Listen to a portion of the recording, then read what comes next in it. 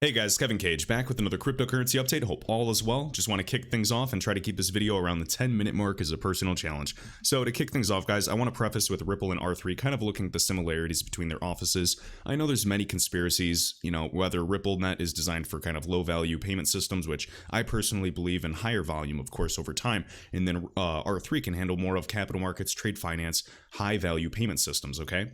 Keep in mind, Corda, trade finance, is going to be rather large and built for institutional usage, whereas Ripple primarily targets initially these illiquid corridors. So just looking at, again, Ripple on the website, I took a snippet just so we could show them side by side. So again, just on Ripple's website, you can find ripple.com, worldwide opportunity, 300 customers, 40 plus countries, 6 continents, and 9 offices around the world. So we have Dubai, London, Mumbai, New York, Reykjavik in Iceland, San Francisco, Sao Paulo, Brazil, Singapore, and DC.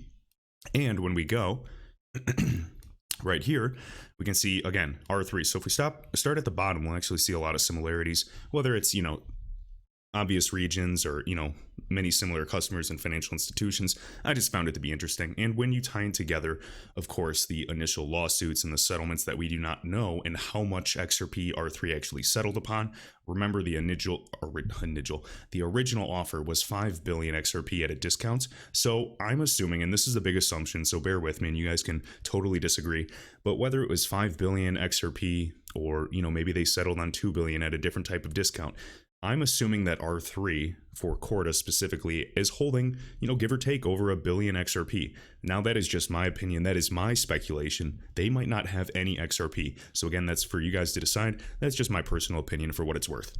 So Singapore, fintech hotbed. Sao Paulo, again, Brazil, we remember all the battles between, RippleNet and, WhatsApp and Facebook type of, conquering these payment systems. So we'll see, again, standing the gain and threaten a lot of Brazilian companies as well. San Francisco, HQ, of course. We'll keep going. New York, okay, London. So really all of the same. Besides, we have Hong Kong as a difference. We have Dublin, Ireland. We have Mumbai, remember? Ashish Birla of Ripple, and I believe 2018 saying, we have well over 50% of India in our pipeline as a RippleNet customer, okay? And then, of course, remember Brad Garlinghouse, what was it? I don't know if it was Saudi Arabia or just overall like Islam, but again, he was, in the top 500 most influential people in the region. I thought that was really, really significant. And keep in mind, Iceland overall, I believe that was based off of the acquisition with Algram. And remember, even groups like the Logos Network, and now they're all working together on the Spring initiatives. Logos Network, of course, one of those founders, the former CEO, is also on the white paper of the Pay ID initiative. So again, everything is connected. Okay, those that don't think it's connected simply, don't see the underlying unity between everything. All right, so again, let's talk about some fun stuff. So interestingly, Ripple just announced this, so we're excited to rank 123rd. 1, 2, 3, we're going to see that number a lot, guys, on the 2020 Inc. 5000 list of America's fastest growing private companies. No surprise, Ripple again planning to go private, whether it's end of year, we're running out of time, so it may be next year, and they're already valued roughly at $10 billion. As XRP's price goes up, that would obviously behoove them in this manner. So I could safely assume if it's not going to be this year, they're going to really hope that XRP's price appreciates as well, because it's going to be a win-win for them, their valuation, and us. Okay, so again, you can go on the website as well. So total revenue, 209 billion, and they are ranked 123rd. Let me just see if I can speed through this. Bear with me. Just so you can see it for yourselves. You're not just trusting me. All right, so Ripple, 3,000% growth. We can see financial services, San Francisco. Next up, we're going to see another 123 number just for fun. So Zig XRP sharing this. So it appears we have a couple of new validators, UNLs, guys. That is the unique node list added to the list today. So as you can see here, students.cs.ucl.ac.uk. And we also have this XRP-COL. Okay, so again, you can go right on that website if you want to see for yourselves. This is stats.xrplapps. Again, it's XRPL apps, apps.com. Oh man, I swear earlier, I took a screenshot and put it on Twitter as proof. It said 123 main validators. I just thought it was, a little, synchronicity there. But I guess I just ruined the video and should delete it now. Bummer. And just so you guys can see the tweet I did, here's a screenshot of 123 main validators. It was literally 5 minutes ago, so I guess they just added some more. But again, interestingly enough, guys, again, on, stats.xrplapps.com, excuse me, not laps, like I said 30 seconds ago, we can see 83% are non-Ripple, again, unique node list validators. So interesting. All right, let's keep going. All right, next up. So Grayscale announcing this now. They have total assets under management, 6.1 billion. That is quite large. Obviously, we're always keeping an eye on XRP's trust overall. We are at, it seems, $8 million. So we're seeing this grow. I remember seeing it at, 3 million, 6 million. So now we're up to 8 million. Pretty cool. Okay, so keep an eye on this and also pay attention to these, assets, and also pay attention to groups like in New York with the, the green light for custody. This is going to be huge and things are going to start falling like dominoes. It's not just going to be XRP, it's going to be many assets. Again, I am just XRP centric because I believe it has the most sound fundamentals. It is personally one of my, biggest choices or bags that is going to be most reliable, but there may be other assets short term that provide much better, returns overall. Again, I'm in the space to be, to make money. I'm not married to anything, period. I could change my mind tomorrow. So right here, Michelle Bond of Ripple, and again, she's Global Head of Government and Regulatory Affairs. Remember our buddy Mark Carney that was formerly the governor of Bank of England, which is another RippleNet customer, a paid RippleNet customer. And again, now the current governor, Andrew Bailey, and is discussing, I believe, on a panel, the future of cryptocurrencies and stablecoins. And personally, I'm just tired of these talks, but this has to happen from a, regulatory level. The EU, Bank of England, they all have to discuss and regulate this. So we're going to see more and more groups. I'll probably talk in the next video about, countries like Lithuania discussing the same thing. So again, some people are really excited, to see this and pay attention to this. I personally try to watch everything on the Digital Dollar Project and any type of panels, but comes to the point where, you kind of already understand the talk tracks, what they're going to say, and they're, talking to everyday people that call Bitcoin. So again, guys, so right here to discuss how these trends are evolving and the growing role of stablecoins. So keep in mind, guys, stablecoins, there's different types. I think algorithmic stablecoins are going to be the ones that are most trusted and based off of math. These backed assets or pegged assets, I don't really like, pegged assets because it's still an issue of trust. It's not going to solve the underlying problem of the ecosystem today. Okay, so there's going to be various use cases. USDC, Circle, again, I think they're going to have a role to play in this ecosystem. So which are cryptocurrencies linked to the price of some stable asset? I like how they didn't say pegged, which I believe is, interesting verbiage. Really, really interesting. And then I did just see King Solomon's video. Thought it was really interesting as well. I think it was 2018. Don't quote me on that. And I think it was the World Economic Forum. And they literally say, in quotes, you can find it as well or just watch this video, the new normal. Again, new normal. Interesting choice of words, considering 2020 is essentially that same talk track. And then we have to pay attention to the past and kind of look and, see how we could have predicted these events today. I know it gets crazy, and yes, that is speculation, but, everything's crazy until it happens, and nobody called 2020 whatsoever. So he's going to talk about the risks, the benefits, these innovations. Again, typical stuff, guys, regulation. Just pay attention to this, of course. All right. So again, tying this together, NASDAQ and R3. So again, R3 with Corda. Remember, XRP was the first asset named to be utilized for settlements. They can use any asset, but it is rather significant that they've named XRP. So I am Legion here on R3.com. This was back in April 29th of 2020.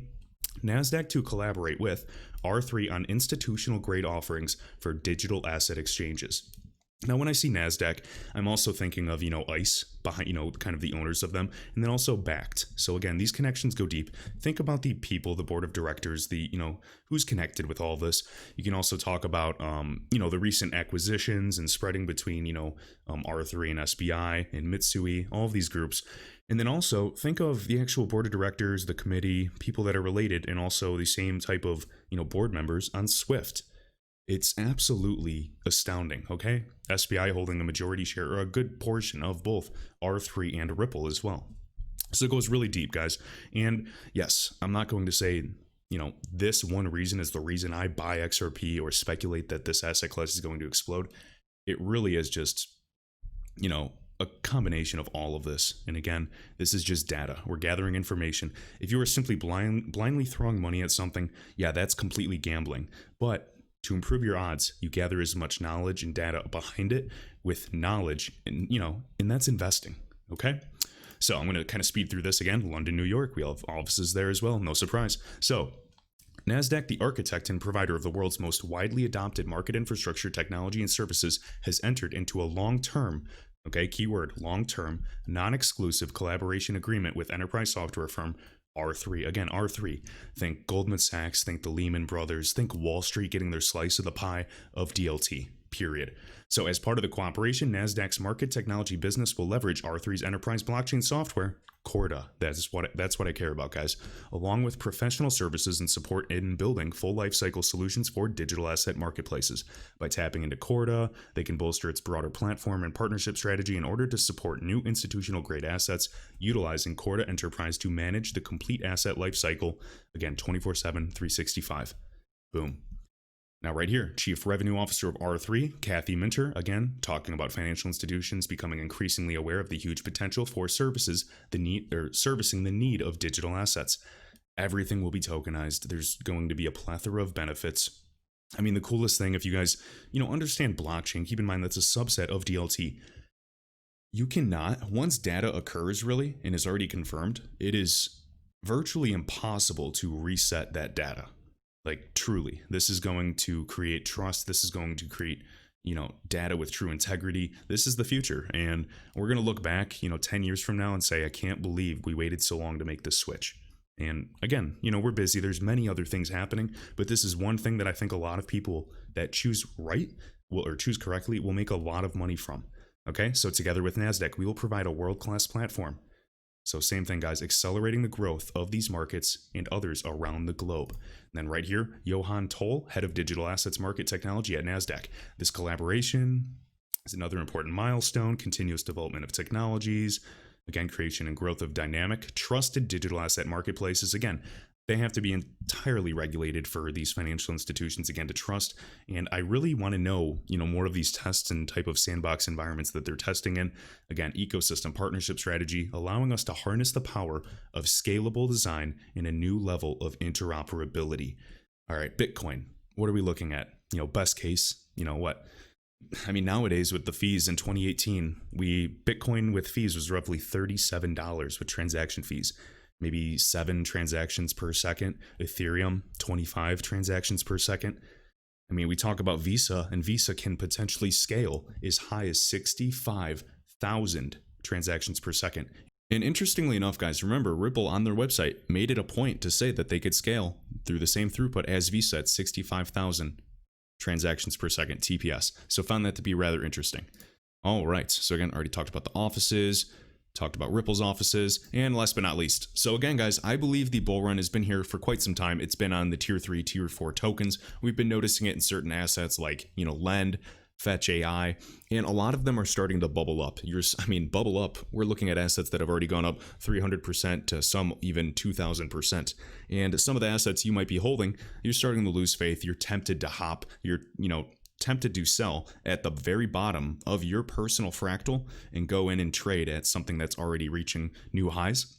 I personally wouldn't do it. Again, it's up to you, but I am ready and I'm in the position to really, really make some big moves in the future, and I'm really excited. So right here, Binance saw the highest web traffic among other crypto exchanges in July. If you guys were here in 2017, Binance was kind of the new exchange, the biggest exchange. CZ Binance was one of the first big crypto billionaires in the space. And again, tons of hype, tons of excitement, and people couldn't even start or open a Binance account and get verified in time. So people were literally selling their Binance accounts to other people. Like, it was absolutely insane, getting paid to sell a Binance account login because it was like a gold rush. Altcoins were going up, 100% a day for no reason. The liquidity was, insane. I had no issue with getting in and out of the market. It was exciting, and it started a lot of bad behaviors, so I would not recommend it. But notice these stats right here. So they had the highest number of visitors among its peers in July, coming in at 25 million visitors. Now remember, what are we looking at? 0.6% of the entire population is in cryptocurrency, and I bet an even smaller percentage of that are, invested heavily. So my question is, what's the average amount that the average person has invested into crypto? Is it $100, $1,000, $10,000, $100,000? Genuine question, because you understand the institutions are going to get in first. They want to get in first. They want regulatory clarity. I believe the majority of them are already in. Again, it's that same narrative. I'm going to play this video clip at the end, and I want you guys to listen to this gentleman, talking that we need regulatory clarity. Yet we hear some people from Ripple say, yeah, we do need regulatory clarity. And then we have some higher up people say, no, regulatory clarity is not the issue. So again, we're kind of getting this back and forth. I'm not really going to share my opinion. I think both, statements can be true for, from a certain lens. But again, to each their own. So lastly, I did want to show you this on Ripple's website, just for any newcomers, right here on ripple.com. You can literally ripple.com/XRP. You can scroll down, kind of see the comparisons. And again, scalability, guys. XRP consistently handles 1,500 transactions per second, 24/7. Now, keep in mind, I believe Visa's around 1,700, but it has the ability to scale much higher as well, and can scale to handle the same throughput as Visa. That 1,700 TPS for Visa might be off. So again, do not quote me on that whatsoever. But notice right here the source, and they updated this July 15th, 2019, 65,000 plus transactions per second. Okay. Notice run by a decentralized network of 150 validators globally. DLT in particular is simply the future, guys. Unless there is some type of nuclear war, or hopefully that's not a buzzword for the YouTube algorithm, by the way, or an EMF or an EMP kind of blasting out everything simultaneously. As long as there is one single node, there's one single validator running, the network survives. So again, this is the future. They can, especially if you have a backup of the copy of all of the data, the storage, the history. I just think this is going to be, it's going to be having a lot more resiliency, be a lot more redundant. And, storage is going to be absolutely insane, especially into this decade as we get into quantum computing, more innovation within the cloud. I just cannot even fathom what's yet to come. All right, so we'll finish things off with this, guys. So boy_XRP sharing another gem here. So again, to each their own. I don't necessarily agree with this narrative, but I believe that some people in banking, if you guys watch this channel and you're super conservative, I get it. Maybe I don't know anything, but just listen to this clip, take it with a grain of salt, and I will see you in the next video. The problem is in the lack of the regulatory certainty. What's happened is you've seen a lot of institutions pop up that actually create more of a risk around the regulatory issue, where you've seen, the crypto exchanges being hacked and, the lost funds. It's because the experts that manage markets that exist today, they can't adopt it because it's just not possible. For those who follow Ripple, you'll see all the time people saying, the banks, they're not using XRP. They can't yet. Many of them have worked with it. They've tested the use of XRP. And I don't know how old this clip is. Again, remember, as of July last month, national banks in the United States can actually hold crypto assets. And keep in mind that we have many live partners utilizing XRP today, period. And again, many of them are just remittance platforms, financial institutions, banks. It is simply a matter of time. Remember David Schwartz, CTO of Ripple, his moon scenario. What was it? Corporates and banks stockpiling XRP. Now, I'm not even banking on that, but if that were to, happen and occur, and instead of holding 13, 15, 100 currencies, pre-funded accounts around the globe, and just holding a fraction of that, paying half the spread, less volatility, you name it, I think there are just a plethora of benefits, and I think that, eventually these groups could potentially come around, and there's going to be competitors to XRP. Let's just stay really conservative for you guys. Just imagine handling and simply growing market share on the illiquid corridors that Ripple has via ODL today. And of course, we already have plans to expand to additional corridors. So again, the upside is tremendous. Whether, you believe in, a two-digit XRP or four-digit XRP, I couldn't care less. The upside is here, and I'm excited to take part in history. But until there's regulatory certainty, they can't leverage it today. So that's where we work with other types of institutions within the regulatory framework that don't have the same type of regulatory pressure on their side, that still, again, complies with the KYC, AML type of checks. But they're taking that stepped approach of using, what they can from blockchain aspects in our other products to enable fiat-to-fiat currency payment settlement. So we're big advocates. Every time, before we can work with a bank the first time in a country, there has to be that regulatory certainty, that the bank gets the clearance from the central bank, that they can use our software. And the amazing thing is that we've seen some significant developments. One of the announcements we had earlier this year was SAMA, the Saudi Arabian Monetary Authority. Also heavily involved with Ripple, of course. They actually brought a group of banks and Accenture, Interledger Protocol, you name it, together to create an initiative using Ripple for cross-border payments. So in that case, we're actually seeing an increased adoption from central banks.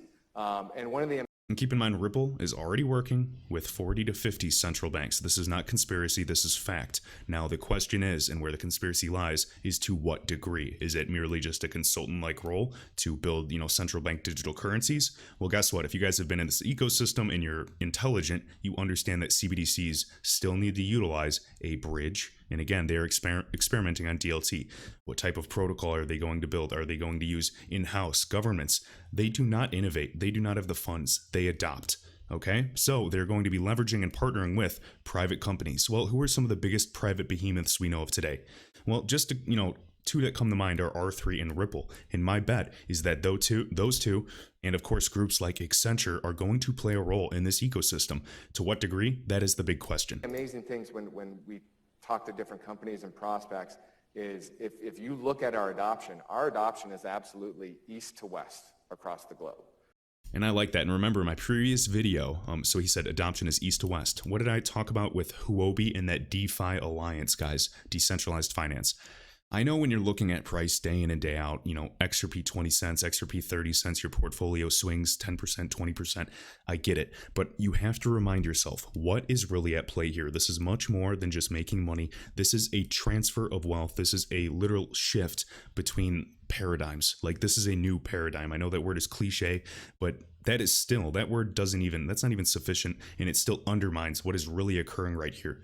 2020 is massive, and I think this is going to set the stage for the future world of finance and well beyond finance, period. So hopefully you enjoyed, guys. Let me know your thoughts down below on anything I discussed here. Remember, Ripple and R3, whether you believe, there's an acquisition, a merger, I don't care. I'm here for XRP. I believe it is completely possible. I've seen every conspiracy video. I've seen every speculative video. I've seen every fact-based video. I have an open mind, period. Okay, I might not agree with you. You might not agree with me, but I'm excited for this asset class. And if either of us is even just a little right, I think there's going to be tremendous upside. So I'm excited for the future, and I'm excited to support this ecosystem any way possible. And I'm excited to be learning with you guys each and every day. Again, appreciate all of you that like, share, and subscribe, and I will see you in the next one.